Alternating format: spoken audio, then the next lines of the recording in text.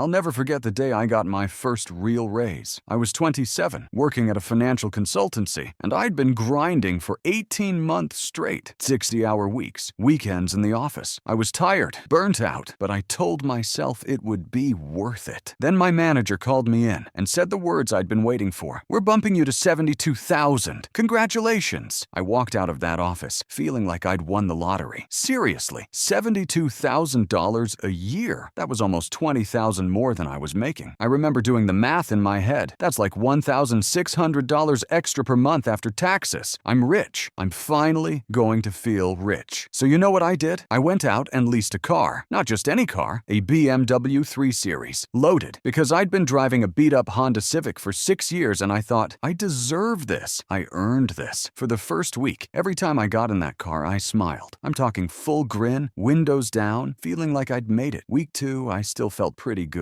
Week 3, I noticed the car needed premium gas, and I was annoyed about the extra $12. By week 4, the BMW felt normal. Just a car. Just the thing that gets me from point A to point B. And here's the really messed up part. 6 months later, I was back to feeling broke. Not actually broke. I was making way more money than before, but I felt broke. The $1,600 extra per month had somehow evaporated into a nicer apartment, more Ubers, better restaurants, subscriptions I didn't even remember signing up for. I was making 30% more money and I felt exactly the same as I did before the raise. Maybe worse, because now I had higher expenses and zero breathing room. Have you ever felt that? Like, you finally get the raise, the promotion, the bonus, and within a few months it's like it never happened? You're back to checking your account before buying coffee, wondering where all the money went? Yeah, that's not an accident. That's your brain on something called the Hedonic Treadmill. And until you understand how it works, you will never, and I mean never, feel wealthy, no matter how much you make. David here, and today at David Capital, we're breaking down why you never feel rich even when you're making more money than ever before. And if you're someone who's gotten raises, promotions, bonuses, but somehow still feels financially stressed, like you're running in place, make sure to subscribe to the channel and give this video a thumbs up if you find it helpful. Let's get into it. I'm not a financial advisor. This is educational content based on my experience and research. Always consult a professional before making financial decisions.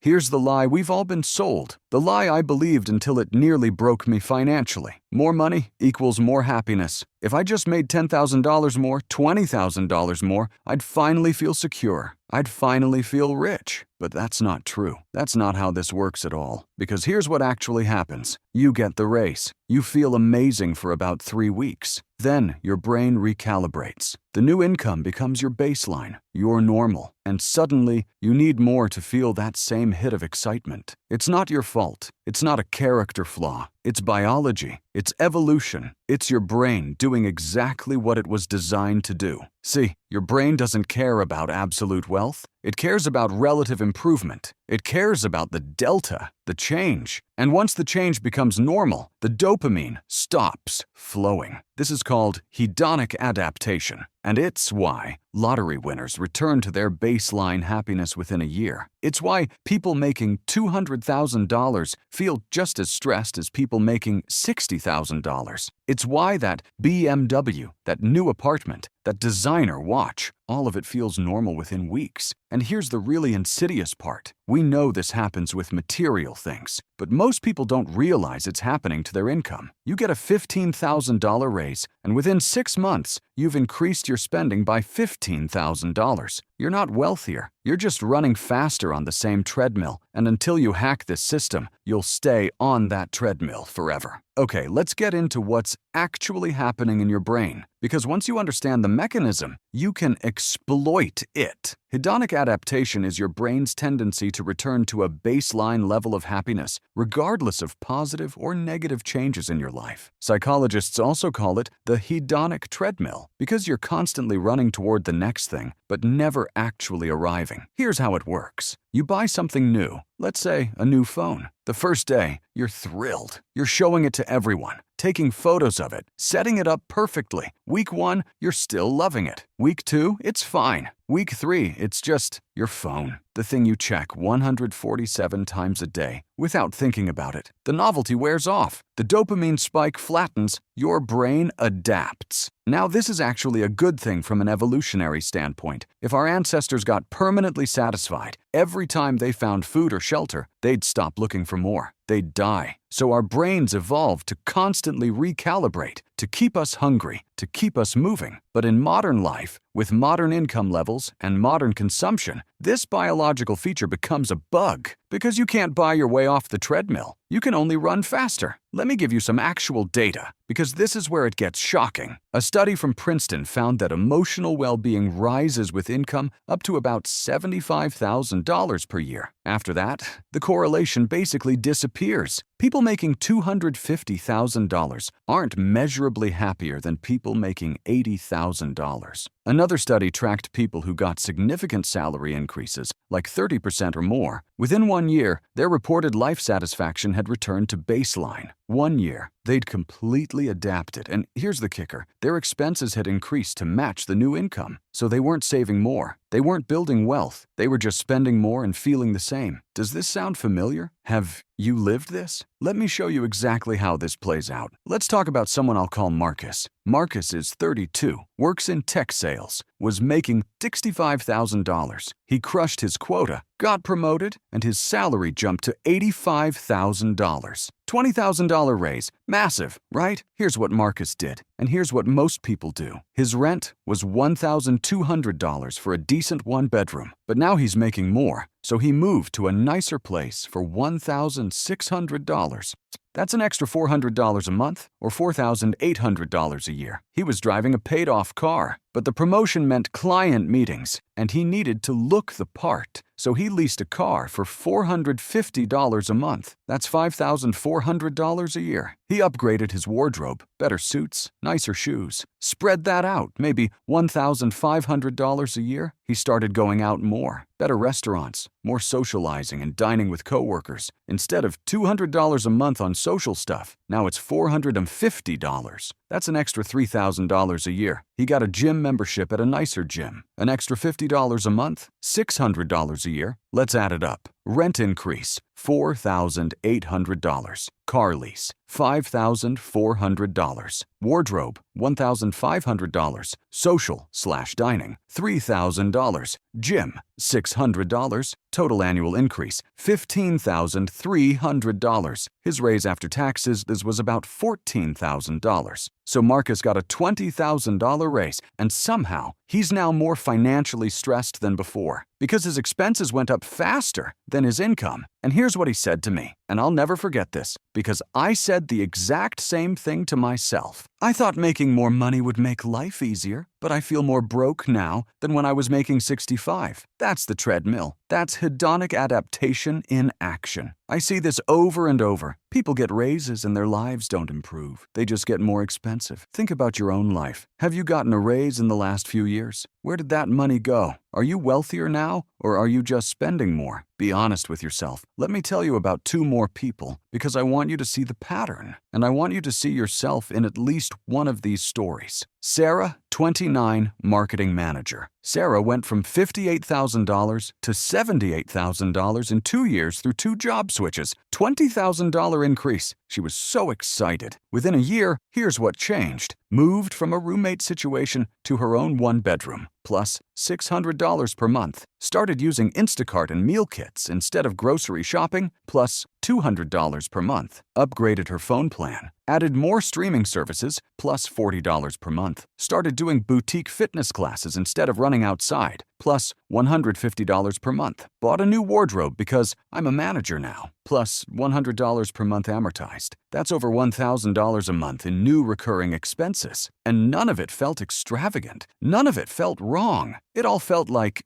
just normal adjustments for someone making more money. But when we sat down and looked at her savings rate, It was the same as when she was making $58,000. Actually, slightly worse, because she'd taken on a small car payment too. She said, "I feel like I'm doing everything right. I got the promotions, I'm making good money, but I don't feel any different. I still stress about money. I still check my account before buying anything. What's wrong with me?" Nothing's wrong with her. Her brain is just doing what brains do. Then there's Kevin, 41, consultant. Kevin makes $140,000 a year. Objectively, that's good money. Top 10% of earners in the US. But Kevin feels broke, actually broke, because as his income went up over the years, so did his lifestyle. Nice house in the suburbs, $3,200 mortgage, 2 car payments, $850 total. Private school for his kid, $1,400 per month. Country club membership, $350 per month because networking. Eating out 4 times a week because he and his wife are too busy to cook. When I asked Kevin how much he had in savings, he looked at me like I'd asked him to solve a calculus problem.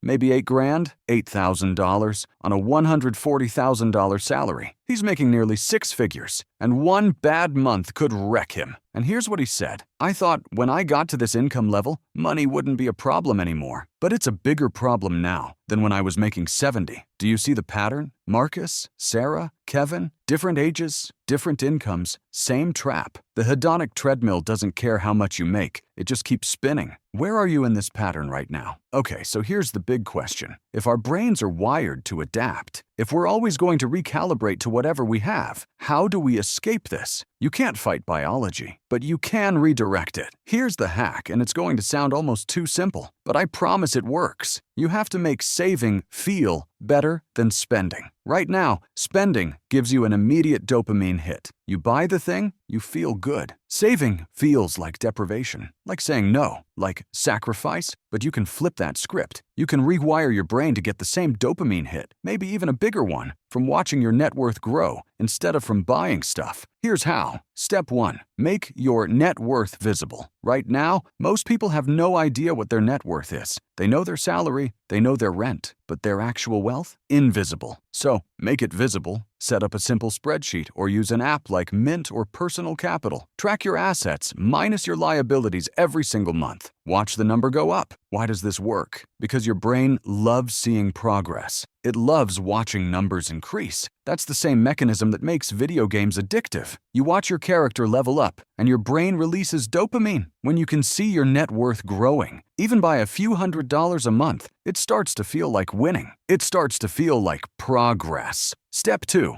Automate before you adapt. Here's the critical move. The second you get a raise, before you feel it, before you adapt to it, automate your savings increase. You go from $65,000 to $85,000. Immediately, like that same day, increase your 401k contribution by 5%. Increase your automatic transfer to savings by $300 per month. Lock it in before your brain recalibrates. Because here's what happens if you don't. You'll feel the extra $1,600 in your checking account. You'll start spending it. Your brain will adapt to the new level, and then trying to save it later will feel like a pay cut. But if you lock it in immediately, you never adapt to having it. It's invisible, and you don't miss what you never had. Marcus did this after we talked. He got another raise a year later, $10,000. The day he got the news, he increased his 401k from 5% to 12% and set up an automatic $400 per month transfer to a brokerage account. He never saw that money, never adapted to it, never missed it. And a year later, he had an extra $9,000 saved. He said, "It's weird. I don't feel like I'm making any more money than I was, but my net worth is growing faster than it ever has. And watching that number go up feels really good, like surprisingly good." That's the hack. That's the rewiring. Step 3. Create intentional adaptation points. Here's the thing. I'm not saying never spend money. I'm not saying live like a monk forever. I'm saying be strategic about what you adapt to. Some lifestyle upgrades are worth it. Moving out of a dangerous neighborhood? Worth it. Buying a reliable car so you're not constantly stressed about breakdowns? Worth it. Paying for childcare so you can work? Worth it. But most upgrades, the fancy coffee, the nicer restaurants, the subscription services, the car that's slightly better than the one you have, those don't actually improve your life. They just reset your baseline.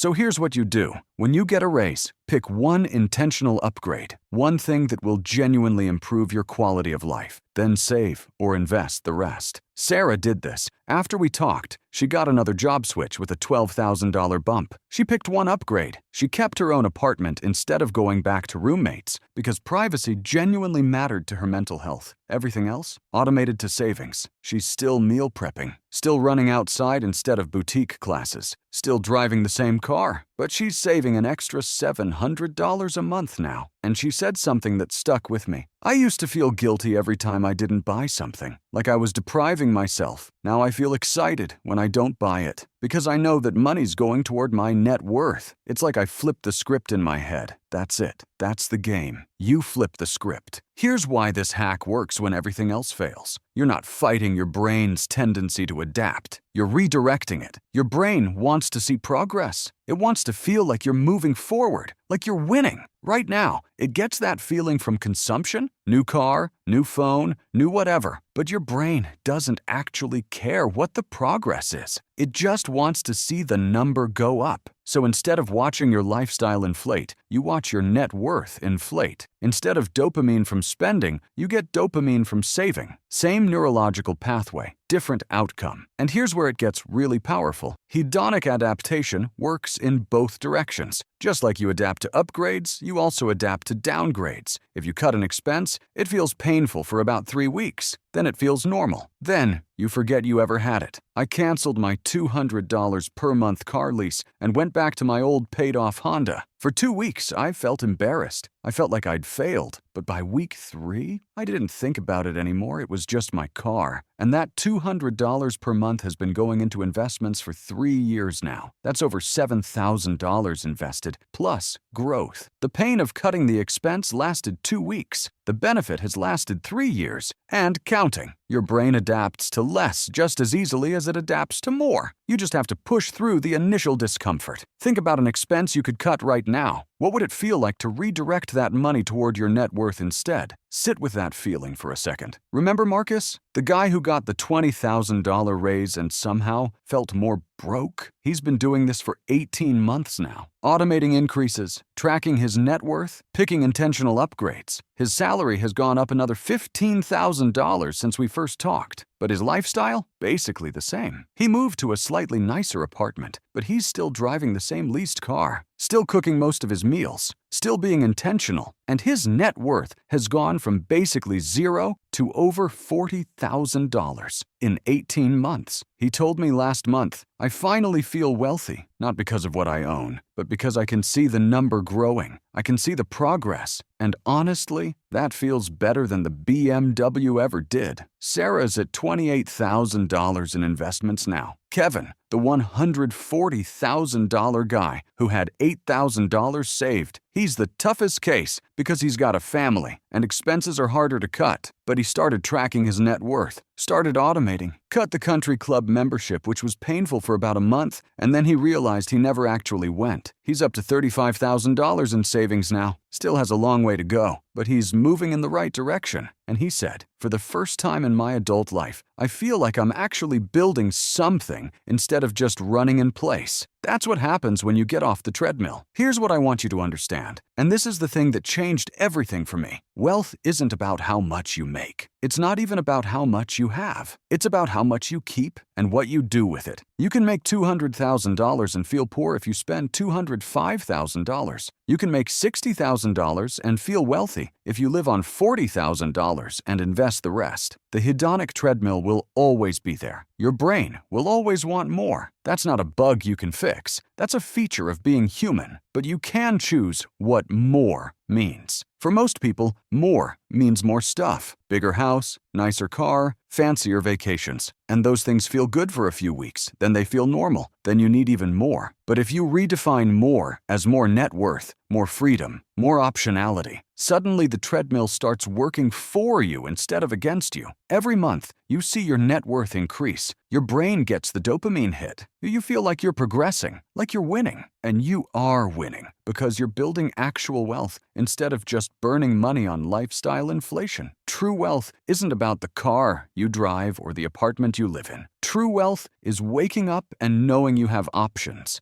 Knowing you can say no to the toxic job, the bad relationship, the life you don't want. True wealth is freedom. And freedom doesn't come from spending more. It comes from needing less while building more. So the next time you get a raise, the next time you get a bonus, ask yourself, do I want to feel rich for 3 weeks? Or do I want to be wealthy for the rest of my life? Because you can't have both. If this video made you rethink how you handle money, how you think about raises, how you approach spending, hit that like button and subscribe to David Capital for more counterintuitive financial breakdowns. Drop a comment below. Have you ever gotten a raise and then wondered where the money went? What's one expense you've adapted to that you could cut? Let's talk about it. And if you want a simple net worth tracker spreadsheet and a guide on automating your savings increases, I've got everything linked in the description. Until next time, stay sharp, stay intentional, and remember, you can't buy your way off the hedonic treadmill, but you can redirect it toward actual wealth. Disclaimer: this content is for educational purposes only. I'm not a licensed financial advisor. Do your own research and consult with a professional before making investment decisions. David out.